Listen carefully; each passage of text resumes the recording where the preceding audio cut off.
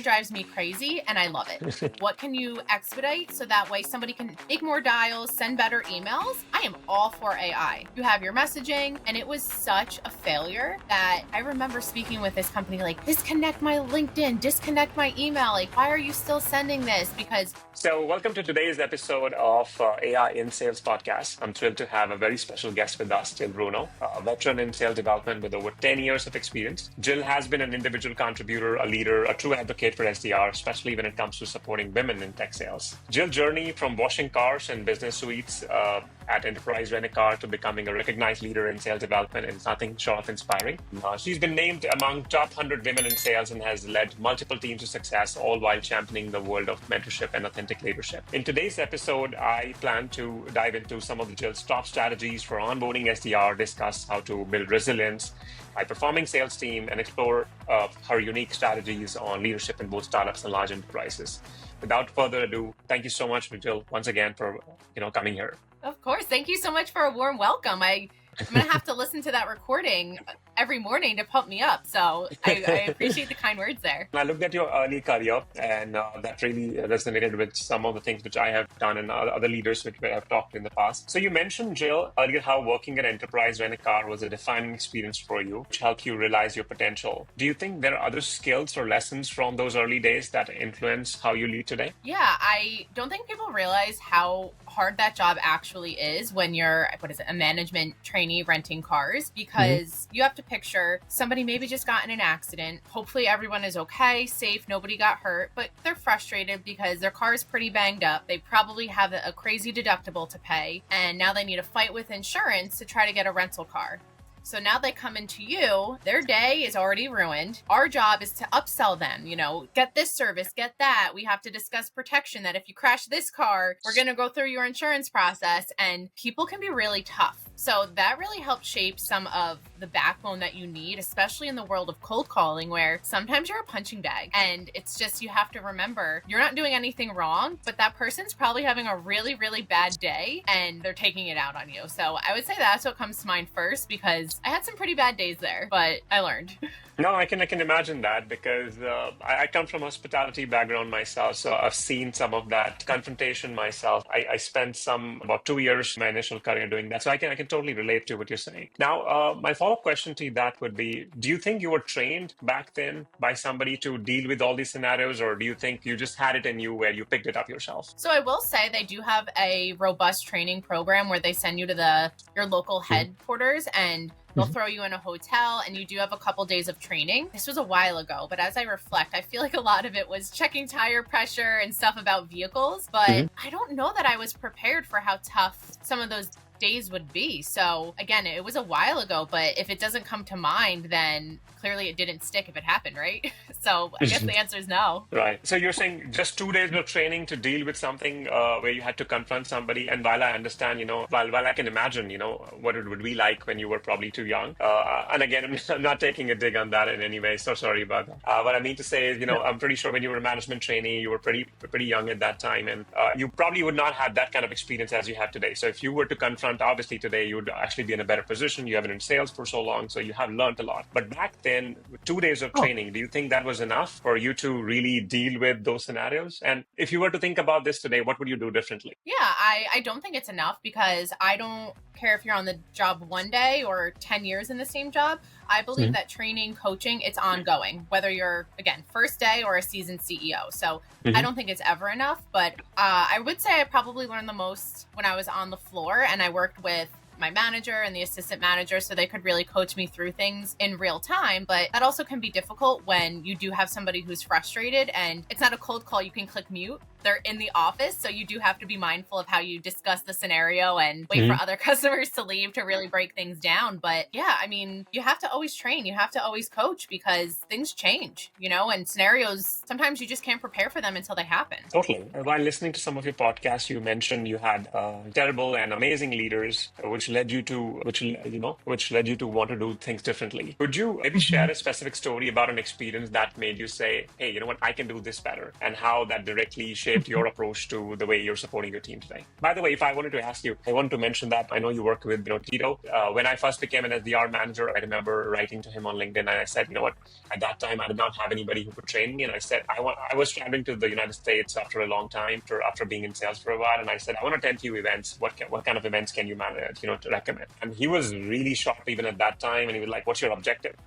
And I'm like, I just want to learn. I mean, I never thought about training as an objective because I realized that training was a problem. But I would want to probably hear some of the stories, about working with Tito. How is that like? Yeah, so I can answer both of those questions. And Sure. To start with the first one, two stories come to mind where I had not the best experiences with managers, which led me to dig and find my inspiration for doing it better. And one example that comes to mind was I had a manager that thought motivating through fear was going to work. And they used to tell me to play in the middle of traffic, insinuating that I could get hit by a car and it would be funny, but that should motivate me to work harder. It was insane, and I can't even make it up. And then there was another manager I had. I'll never forget that they didn't understand what I did. I was the only, at the time, international SDR. So my hours were different. My talk track, qualification, everything was different from the US team. And there were certain countries that we couldn't book meetings for. And I remember we did like an SDR bingo card, and he put so many countries on there, like book a meeting here, book a meeting there. And I was like, how do you not even know I don't book meetings in this country? So when I said like, hey, can we switch up my bingo card? He said, no, figure it out. And it sounds so silly as,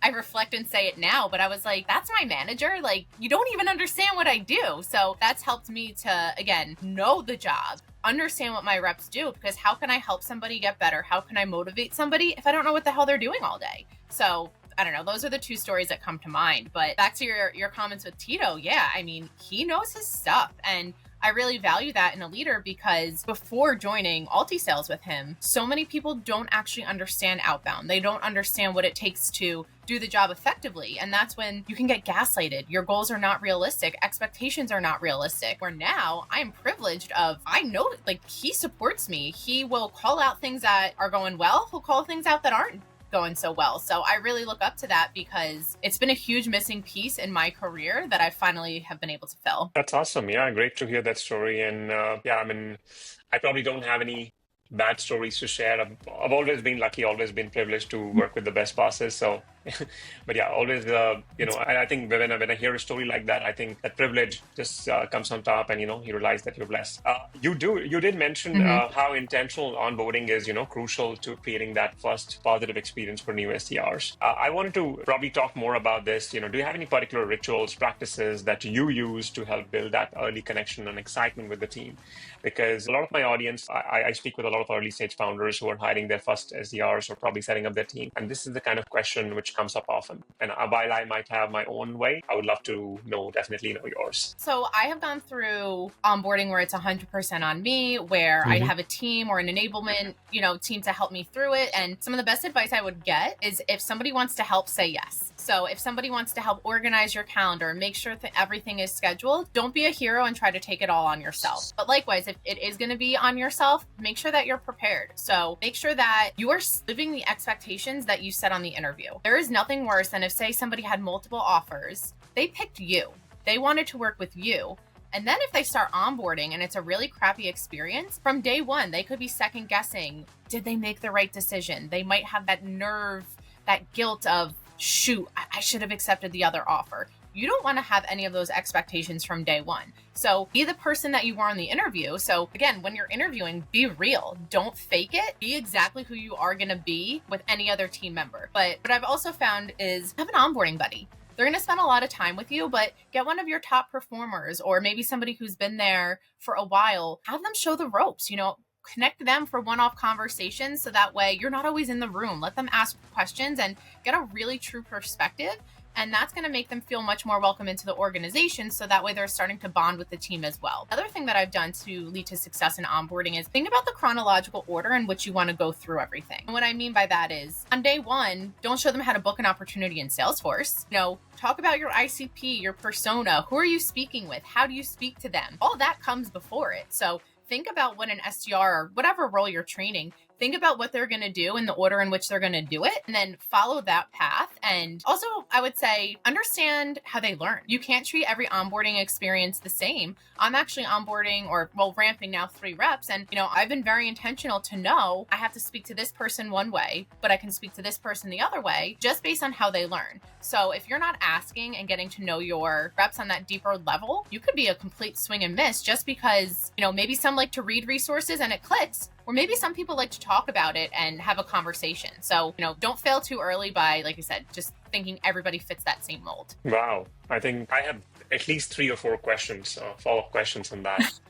I think I like the fact when you said when somebody joins and you're not taking care of the onboarding the way it's supposed to be, they are definitely second guessing. And you definitely don't want that because one, SDRs have always been known to be somebody who has a very short tenure, and they would not take a lot of time, in my experience, to switch to another job if they realize, this is not their company. And sometimes, I've seen that SDR do not even update their LinkedIn for the same reason, because they want to make sure in that 1 month that's the company they want to work with. And unless, the SDRs are pretty excited, they're pretty sure they would do that. Otherwise, I've seen that. So that's a brilliant point. I wanted to ask you a follow-up question on that, which is, how would that differ? So you mentioned about having a buddy, for example, and I have a lot of early stage founders who come to me, Rahul, I'm hiring a first-time SDR. How do they take care of the onboarding when in some cases, they have never done the SDR job, but they do need the SDR because they have definitely closed a few customers. They have identified their product market fit. How would they go about, doing the whole onboarding? So there's a couple things that you can do. And again, it's going to be dependent upon the organization. But of course, if there's somebody in seat, match them up. If you're an SDR that's just doing prospecting, let their onboarding buddy be the account executive, or maybe an account manager, a CSM. Anybody within that department where they might not be teaching you to cold call or teaching you every single day tactics, but they can still talk to you about customers, what they're hearing, their success stories, their stories where they lost a customer. So I think that's okay because it's also just important for bonding. Or maybe if it's going to be whoever you're like another leader, maybe it could be somebody, if you're sitting in sales, somebody in the marketing side too. So I would say don't overthink it, but just put whoever's going to have the most like-minded connection together. And also you can find mentors outside of your organization. Granted, it's not going to be the internal conversations that would happen if it was somebody on the team, but there's so many resources out there. There's Slack groups, some like Pavilion, Rev Genius, post on LinkedIn. I really believe that from day one, you need to start finding your tribe because you should always have mentors. You should have a mentor for a reason, a season, and a lifetime. And it takes time to find those individuals, but there's so many SDRs out there who I know would love to help somebody through, just the roller coaster it is of the role. So you can always do that. Can you repeat that mentor statement one more time? I'm sorry, I missed that. I don't even know what I said. You said you have to it's have okay. a mentor. No, I was just saying. Okay. Yeah. Oh no. Yeah, I believe wholeheartedly that you need a mentor for a reason, a season, or a lifetime. So that way you have different perspectives for folks to give you advice. And sometimes you need advice, sometimes you need comfort. But I was ending that statement by there's so many SDRs out there. I'm sure they would love to help out and mentor. So even if you're just learning skills for the role, it's okay if it's not going to be as particular to your product, services, and your industry, because you can still get that knowledge because it really takes a tribe. No, that's beautiful. I would definitely remember that. That could be a quote, that could be like a highlight of this podcast for sure. How would you suggest, SDRs would go about, let's say, finding these, mentors? You did mention joining some communities, Pavilion, Rev Genius, and whatnot. I might have a mixed opinion about joining the communities because sometimes as a first-time SDR, or if you're an SDR, it might feel like overwhelming. 18,000 member and communities like Pavilion could be a great place to learn because you have all the executives there, so you can see how they're talking, what kind of problems are they dealing with. But from a mentorship point of view, are there any specific communities or any specific ways would you suggest SDRs go to find these mentors? So a couple things come to mind, and it's about, start today building your LinkedIn, because if you find communities, like you mentioned, I'm very big in women in sales. So I try to join as many, communities that I can.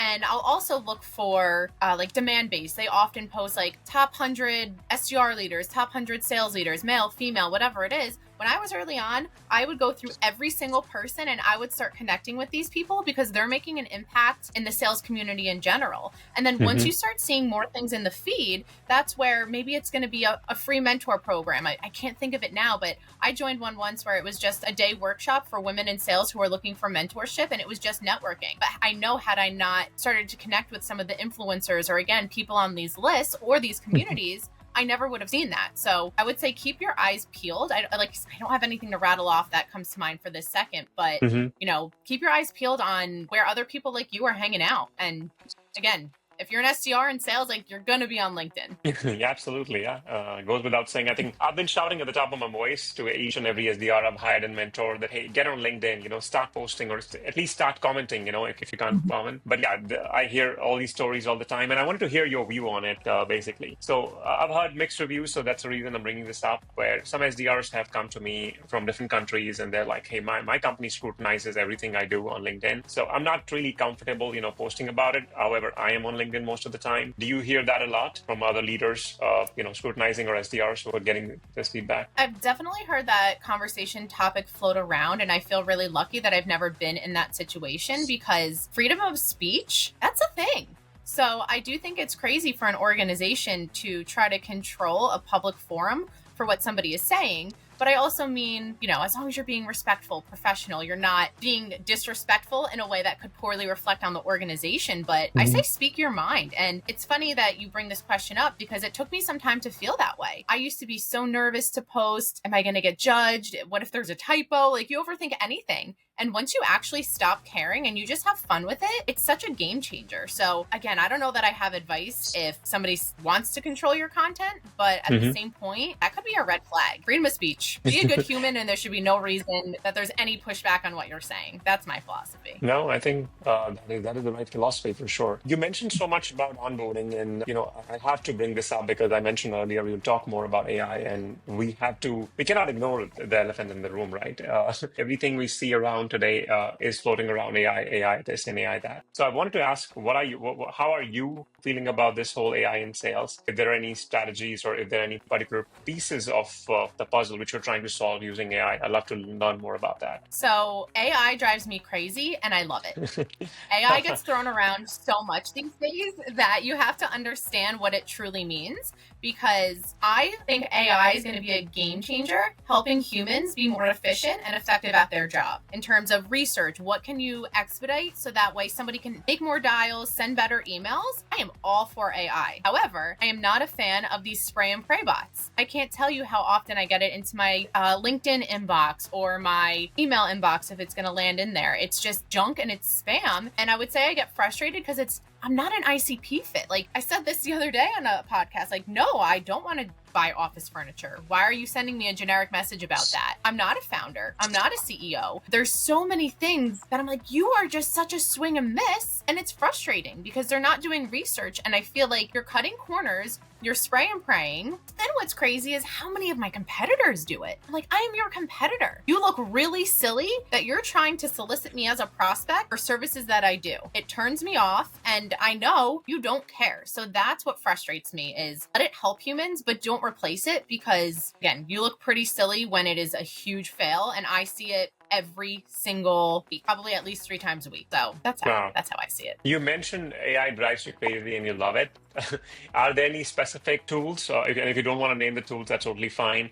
Are there any specific, let's say, pieces of the puzzle, like I asked earlier, where you're using AI for sure, where you're like, I can't live without AI anymore? Pieces like that. Yeah, again, I think that AI is good when it can help do certain research for an organization. If it can help you find high propensity accounts based on things that would just take a human too long to ever find out on their own. But again, how can you be better and have what you need to have a productive conversation in front of you quicker? So that is the AI that I like. And again, I just am not a fan of the spray and pray uploads because we also know it. Like I know when it's a generic AI message. I called somebody out the other day and I said, this is the 3rd message I got from your company that is exactly the same. Are you using AI? And he's like, yeah, I am. So I'm turned off by that. Like you don't realize that 3 people from your company are prospecting me? Your AI isn't smart enough to recognize that. So that's where I think it's gonna be a little bit of an oops and not a positive. I want to make sure I followed you. Did you say that AI SDRs are bad? And actually, we can talk about that. That's one of my favorite questions I'm asking everybody. What do you think about AI SDRs? I know you already briefly touched upon that. I don't think we're there yet. I think that, again, replacing a human is not going to be great. And I will not name drop, but I was at a company where we tested it out. We were curious. It was, maybe 2 years. I don't even know, however. But it was that hot topic. And we were like, oh, great. You punch an ICP in, you have your messaging. And it was such a failure that I remember speaking with this company, like, disconnect my LinkedIn, disconnect my email. Like, why are you still sending this? Because I felt that it was representing me in a way that's not me. And I felt embarrassed. I genuinely felt embarrassed by this automation and this spray and pray, which again, like my leadership was like, let's test it. And I was like, never again. Like, I just don't think we're at a place where it's going to be a human. And not to completely segue it, but I saw something the other day where candidates are interviewing with AI bots for a job. Yeah. You want an AI bot to assist me when you're not a human. Like, I would be so mad. Like, can you imagine getting rejected by a bot? I would be so mad about that. I'd be like, let me talk to a person. So I don't think we're there to replace any humans. I'm not sure if you saw recently, there was a heated, thing going on in the internet. AI bot is actually speaking to another AI bot. So the interviewer is also, so for example, hey, imagine that scenario, okay, that's going around, that's doing the circles all over the internet right now. So there's no human anywhere. I can't. The last thing I want to talk about. All for ChatGPT, again, make me better, but don't replace me. The last thing I want to talk about is your favorite exercise, stop, continue. First of all, I would love to know more about it. What is it? I mean, I'm sure audience would love to know what that is. And then I have some follow-up questions. Yes, I love it. So a start, stop, continue exercise is something that you can utilize in different phases of working with your team. I think it's really good when you first join a team. And then even if you do it maybe quarterly just for your pulse checks. So it's a really open, honest, vulnerable conversation that you can have with your team. So hint, make sure you're a good leader where your team's going to be comfortable to speak candidly with you. But it is, what are things you want to start doing? So what is the wish list? Not saying everything is going to occur, but in a perfect world, what can you start doing today or that you can be supported in by the organization to get better at your job? Likewise, what do you want to stop doing? So what is something that it's just not effective? It's wasting your time. It's wasting company money. What can we stop doing? And then also, what are things that we should always continue to do? What is the most important aspect that you would never, ever want to change? So again, it's start, stop, continue, and it's going to change. It's going to be a dynamic list. So that's why, again, I think it's good as a leader to get a pulse of, okay, how does the team feel? And then if you do it quarterly, is the list the same? Is it changing? What's changing? Why is it changing? But again, it's just to make sure that if you want to lead a team effectively, you're making sure that their voices are heard. This is their decision. This is their feedback. And you're going to try to enable them as best you can to make sure that, you're making their life a little bit better every day. That's what a leader should do. That's an amazing story. And I do have a follow-up question on that. And I promise this is the last question. During these exercises, has there been moments where your team shared something that changed the way you approach leadership? I would say yes. And I kind of just hit on it where make sure that their voices are heard. Nobody wants to, feel like they don't have a say in the evolution of a team, that, nobody cares about their opinion. And, a big piece of this is something I've been posting about a lot, where I don't think SDRs or any sales rep should be in a data provider sourcing their own prospecting data. And this was a thing that was always on the stop section, where my reps would spend hours per day trying to find the right people, bad phone numbers, email bounces. Now they're frustrated. They're not motivated to pick up the phone and cold call. They just got a rejection. And, I wish I did something about it earlier at the time, but hear them. Like, if this is a huge frustration, and instead of maybe hiring an extra SDR, maybe hire a prospecting or a data analyst, whoever it is. That's going to make their day much better. And guess what? Now they're going to book more meetings because they don't have to do hours of research every day. So I just, again, as a leader, like I hear you, but it's also, I've been an SDR. I understand what it's like to be in the trenches, to live that life every single day. So that also gives a perspective of like, oh, if you're saying it, like I would probably be frustrated too, or like, I'd want to start that too, or, I'd want to stop that too, because I get it. That's amazing, Jill. I think this has been definitely a breeze to host you, and definitely, I think I learned a lot, and I learned a lot by listening to you over the podcast. And I could totally see, I really want, when I was listening to the podcast, I was like going in my head, there are questions I want to ask you, and thank you so much for answering all of them truthfully and honestly. I really, really appreciate that. Well, thanks for having me. Yeah, absolutely. It was a pleasure hosting you. Thanks so much. Bye. Bye-bye.